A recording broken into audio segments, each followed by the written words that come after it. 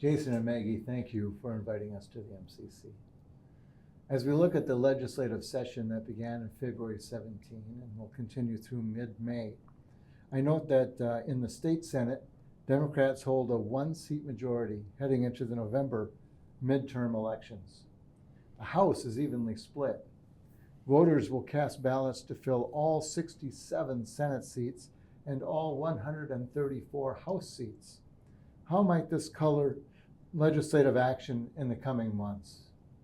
I think the main thing to keep in mind is that when the Minnesota Catholic Conference goes to the Capitol, our policies that we work on are rooted in principles, and those principles don't change. So regardless of partisan dynamics, we're always working for human dignity and the common good. We have to be attentive to political dynamics, but at the same time, not dependent upon them. We want to work in a way that any legislative outcome is not dependent on specific election results. Sure. The split, is very interesting. I wonder if that will be maintained. And we also have a lame duck governor.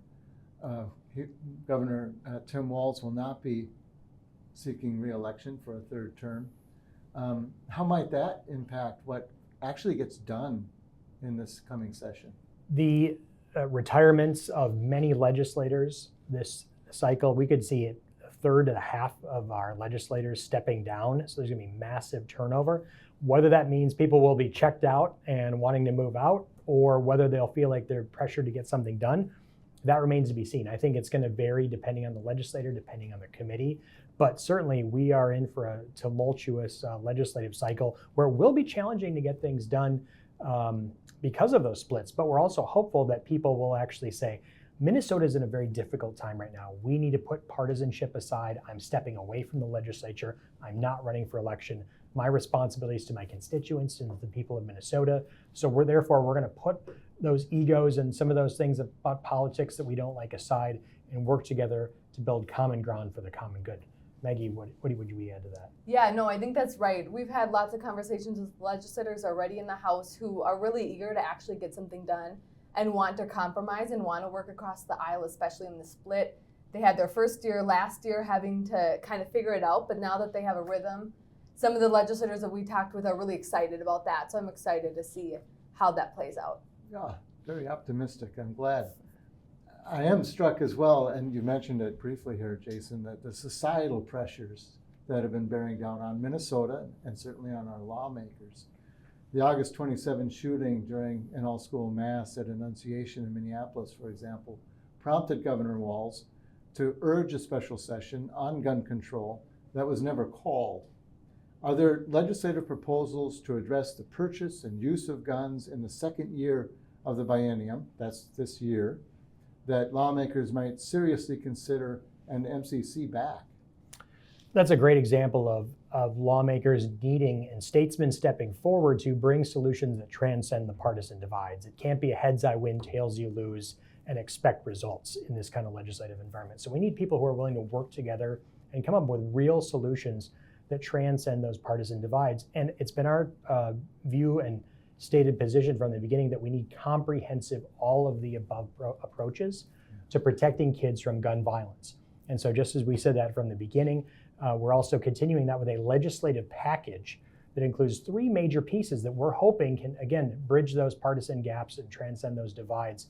One being a ban on high-capacity magazines to limit the amount of killing that can be done in a mass shooting. That's something 14 other states already have that in place, and we think that's one of the ways in which we can try to build common ground around sensible gun violence policies. The second piece is better measures in school safety funding that protect all kids, not kids in certain types of schools, but also kids in charter, tribal, and non-public schools as well, and make that consistent funding that schools can rely upon on a per pupil basis. And then the third piece is something that we're really, really excited about, is stop harms of addictive social media. So Maggee, let her say a little bit more about that proposal that we're working on, and something that's really has legislators excited and optimistic to address the ways in which social media can encourage and foment mass violence like we saw at Annunciation.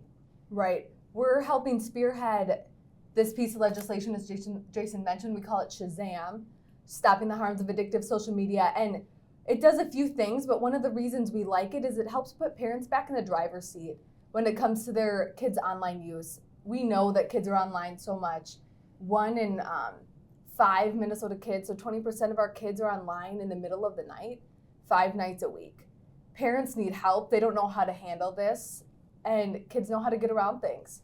And we know that the stats show the mental health impacts for the kids too. So this puts parents back in the driver's seat. They can give consent for their kids to be on the platform.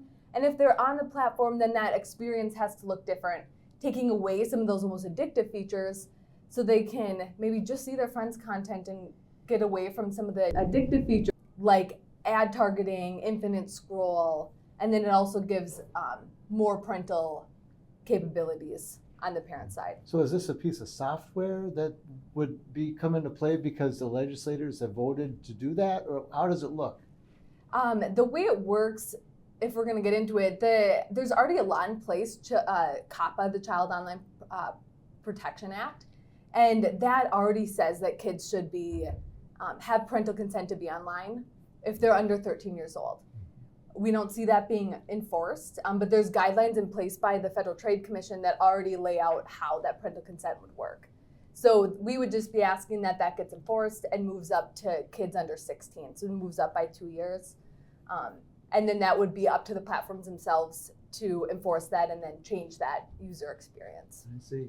The platforms are already doing it themselves, right? In the sense that they use age verification internally so they can market effectively. So all we're asking them to do is to be accountable for the thing that they're already doing from a profit standpoint, but making sure that parents are in the driver's seat in terms of opting kids in if they want their kids on social media. So people say, well, if you don't, you just need to do better parenting. Well, we need to help parents out. I mean, it's a difficult environment to keep track of everything. And these are very sensible laws that can help put parents back in charge. Oh, thank you. Thank you for that explanation.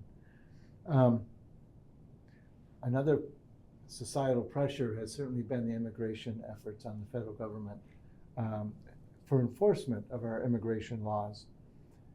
Began in December, continues to this day. Unfortunately, it's grown violent, even deadly, and prompted people, whether they are documented or undocumented, to stay in their homes. Some have lost their jobs, others need help obtaining groceries and getting to and from school. We need an off-ramp to the tension, as you have called for, Jason. Can the legislature help in any way? Well, you've highlighted that immigration reform is predominantly a federal issue, and whether it's enforcement or the comprehensive reform that the archbishops called for, the Wall Street Journal and other places, our bishops have been united on that. For every one of the 15 years I've been in this role, we've been saying a lot of the same things on that. Yet we keep kicking the can down the road, and the issue becomes more and more toxic, more and more troublesome, and we're really at the tip of the spear of those tensions and those dynamics around the country. In terms of the legislature, there are things being talked about, everything from an eviction moratorium to assistance for businesses that are struggling. So there are things that are being talked about. I think all of them have serious hurdles to get over and present real challenges, one from a legal standpoint, another from a fiscal standpoint, and then again, you go back to the divided legislature. I think there will be some real challenges there. Hopefully what we saw as of this recording was the beginning of a drawdown here on the ICE surge and getting back to what the border czar Tom Homan called the normal operational footprint of 150 ICE officers. Hopefully that will normalize some things. And I think one thing that we're hoping for as well that I can say is, and something that we've been advocating for as a national church, but certainly here in Minnesota as well through this process, is a return to the protected locations guidance where ICE deprioritizes enforcement in places such as churches and schools where people can feel safe. So people are going back to mass, they're going back to school, they're getting social services in case they need those things as well. Again, as you said rightly, documented people and people who have some sort of paper status as well, asylum seekers or whatever. Yeah, good. Well, we'll watch for that. There have been concerns about fraud in the way federal funds to Minnesota have been administered by the state, social services programs. Are there legislative proposals to address this issue? There are legislative proposals, and those will be hotly debated during this legislative session. You've already seen hearings, some led by Senator John Hoffman, who is back from and still recovering from his shooting in June, but he's taking the lead as a Human Services Chair in the Senate on those discussions. Certainly, we've seen just in recent weeks site visitors being deployed by the Department of Human Services. So the Walls administration is moving forward with some of those things. So there's a lot of discussions about what that looks like, and that will be a hotly debated topic. Just today, the chair of the House Fraud Committee, Kristen Robbins, as of this recording, I should say, is testifying in front of the U.S. Senate on these questions. So it's what's important to know about the fraud issue. It's not just a few bad actors. What it is necessary social services dollars not getting to the people in need. So downplaying fraud or saying, well, fraud's going to be a part of every system, it's simply inexcusable. I mean, if you look at some programs, when there's a will to enforce compliance with certain programs in our state government, it happens. So the idea that, well, we just didn't know, we didn't have the resources, that is simply not an excuse. So a lot of this needs to be rethought in terms of how we engage with third-party vendors and nonprofit organizations. We've always been a big champion of programs in the human services space where the money goes directly to the recipient. Minnesota Family Investment Program, child tax credit, housing assistance. So these are things where you empower people and you trust families and you give them the resources they need. And then, as our Department of Human Services have said, we're on a trust-based system. Well, that's not good enough for tens of millions of dollars because it's discrediting important programs and it's not getting money to the people in need. So we have a responsibility as a state to get to the bottom of this. Yeah, thank you. Let's talk about a promising development for Catholic schools that needs action from the governor and from the legislature. Congress recently passed the first federal scholarship tax credit, but states must opt into the program so scholarship granting organizations can use authorized donations. What can voters do to help convince lawmakers this is a program they should back? This is the biggest, one of the most exciting developments in school choice legislation, national school choice as part of the One Big Beautiful Bill Act, the scholarship tax credit. You hit it right on the head though. States have to opt in. Fortunately, Joe, I really feel confident in saying this is not a question of if, it's a question of when here in Minnesota. So what can voters do though is continue to contact, use the Catholic Advocacy Network to contact their elected officials. We're hopeful that Governor Walz will opt in while he's still governor, or he'll accept a legislative proposal for the state to opt in. And we're working with both the administration and legislators to make that happen. If not, we have no problem with it becoming a campaign issue and the legislators and candidates for governor fighting over who gets to be the one to opt the state in to that program. We are, I think, feeling hopeful that this is going to be such a no-brainer because it helps kids across sectors. It'll help kids in public schools get supplemental learning aids, tutoring, the things they need to succeed, close achievement gaps, and at the same time, help more kids put non-public schools within reach. The important thing to know is that you or I, as a taxpayer in Minnesota, can already get that tax credit on January 1st, 2027. The question is, will Minnesota kids benefit from it? So the taxpayer already qualifies. What we do when we opt in is we opt in the kids to our state. So this is an absolute no-brainer. It helps kids across sectors. That's why I think it's a question of when, not if, but we need to be contacting our elected officials and really prioritizing it because it could generate hundreds of millions of dollars for educational achievement. If just 30% of eligible taxpayers opted in, we could generate almost $500 million for educational achievement in this state. We got to do it. We got to get it done. That's a terrific way to involve the voter, involve those who are concerned about this topic, but others too, to contact their lawmakers.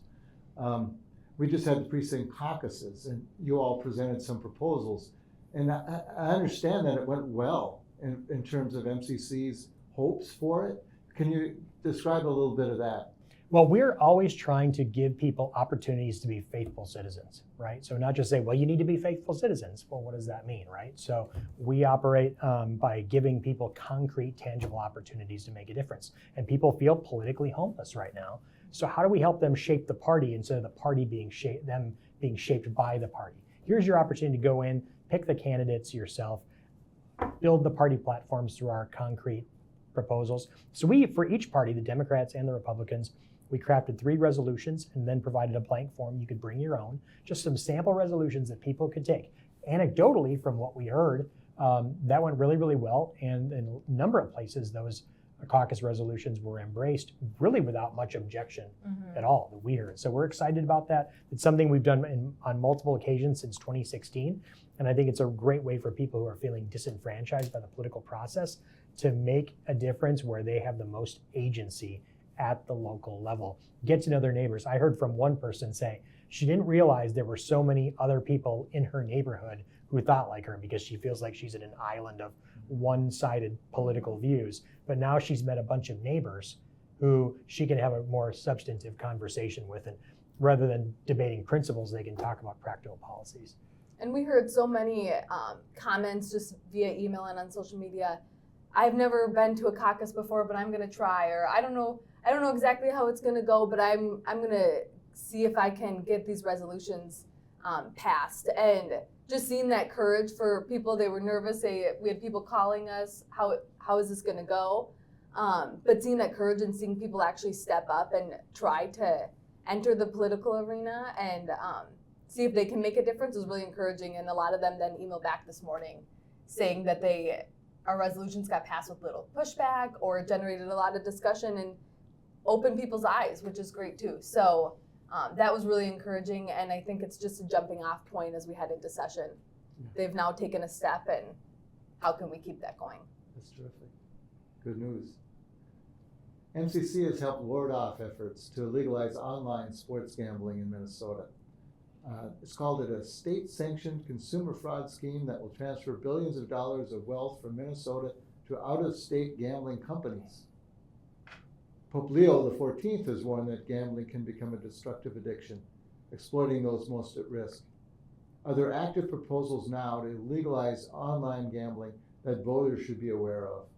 Indeed, I couldn't have said it better myself, Joe, so you hit the nail right on the head. This is a bill and a proposal that Minnesotans just simply cannot afford. It is a state-sanctioned consumer fraud scheme. Fewer than 5% of people who put money into sports gambling apps take money out. Take more money out than they put in. So it is a losing bet to put that in. Now they say, well, it's just a form of entertainment. Well, when you watch those commercials, they're clearly trying to lure people in with the promise of winnings, right? And Minnesotans can't afford that. Think of how many people can really afford, as a matter of entertainment, to absorb gambling losses. Very few people can. So what we're doing is we're generating all this revenue for gaming companies, and then that money's leaving this state instead of going into productive investments or whatever. There's study after study showing, as more and more states have legalized sports betting since 2018, the harms of gambling, the harms of gambling addiction, including the spillover effects. It's not something that's a victimless activity. It's something that impacts all sorts of people around you. So there is a proposal. There's one every year. And Representative Cedric Frazier, Senator Nick Frentz are promoting it again this year. And we're hoping that continued conversation, opening people's eyes and closing information gaps about what the proposal entails and doesn't entail, will help dissuade lawmakers from pushing ahead with that bill this year. It's really, it's one of the most irresponsible pieces of legislation I've seen in my 15 years as an advocate at the Capitol. There is a proposal to allow assisted suicide in Minnesota, an action MCC and all church leaders oppose as contrary to the gift of life and human dignity. The proposal is contained in House File 2998 and Senate File 3215. Please describe some specific concerns about this proposal, and second, what should voters do?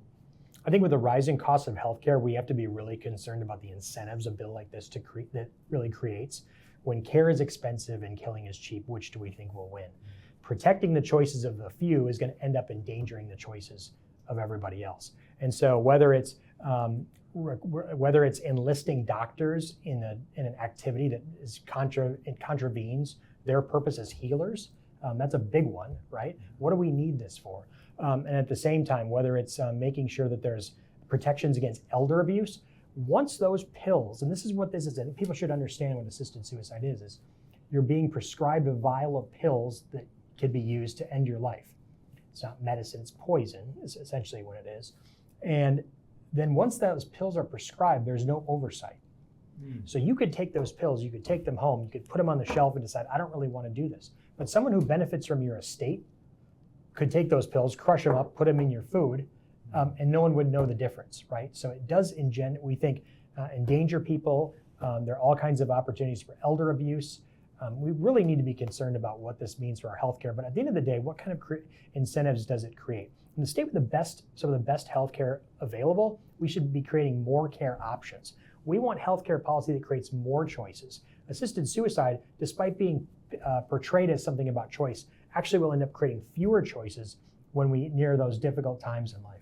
Right, and we work closely with the Minnesota Alliance for Ethical Healthcare on this issue, and there's a lot of resources and things on that website and opportunities for advocates to get engaged. Terrific. ethicalcaremn.org.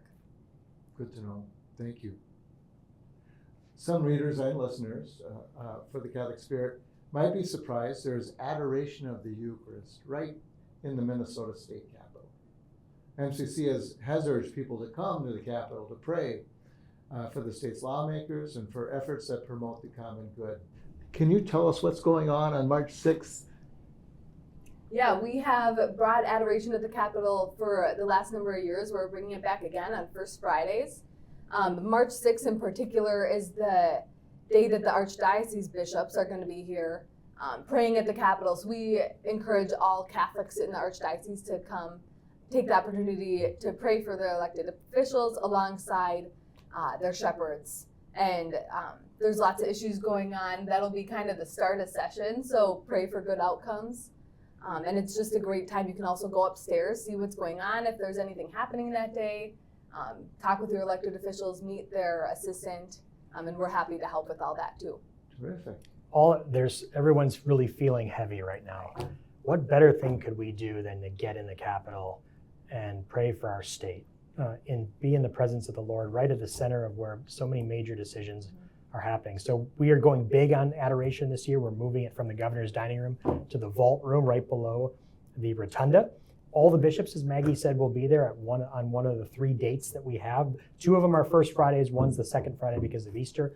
But we're really encouraging people to come to the Capitol and then not just pray, but also work. Ora et labora, go upstairs, meet their elected officials. I do, Joe, want to mention 2 other key things that we're doing this year from the standpoint of prayer. One is Ash Wednesday Mass at the Capitol with Bishop Chad Zielinski, offering that for people, especially legislators, staffers who might be busy on the second day of session on Ash Wednesday, offering that as a service to them. And we have a legislative chaplain to our legislators. Deacon Kevin Keneally is the first MCC legislative chaplain, and Deacon Keneally's role is to serve our elected officials. He doesn't lobby. He's just a spiritual resource and a guide to them. And if they, in this very difficult work of praying for our state and working for the good of our state, and as I mentioned, so many retirements already, this is a stressful job. So how can we be a better resource to our elected officials and cover them in prayer and at the same time be a spiritual guide and counselor to them? So we're very excited to add Deacon Kevin Keneally to our team as the legislative chaplains here. So keep him in your prayers as well, because this is a really important task, especially after the assassination of Speaker Hortman and all the things going on. It's a very heavy time, and our legislators need that spiritual support, not just the counsel of our lobbying team on important issues. Especially a lot of these legislators are away from their families, away from their parishes, and they're core support team. So it's nice to be able to offer that resource to them right at the Capitol where they are every day. Great initiative. Is there anything I missed? Anything you'd like to add to our conversation? I would just encourage people to join the Catholic Advocacy Network. You can go right to our homepage, mncatholic.org, and we have you can join our network right there. That's where we're going to give updates on what's going on at the Capitol, how you can get involved, how you can make it really easy for you to send elected messages to your elected officials. So right on our homepage, go there, join us. Follow us on social media, and just keep up on all the issues we're working on. Terrific. Thanks so much for your time. Thank God you. bless you in this legislative session. Thank you. Yeah, thank you.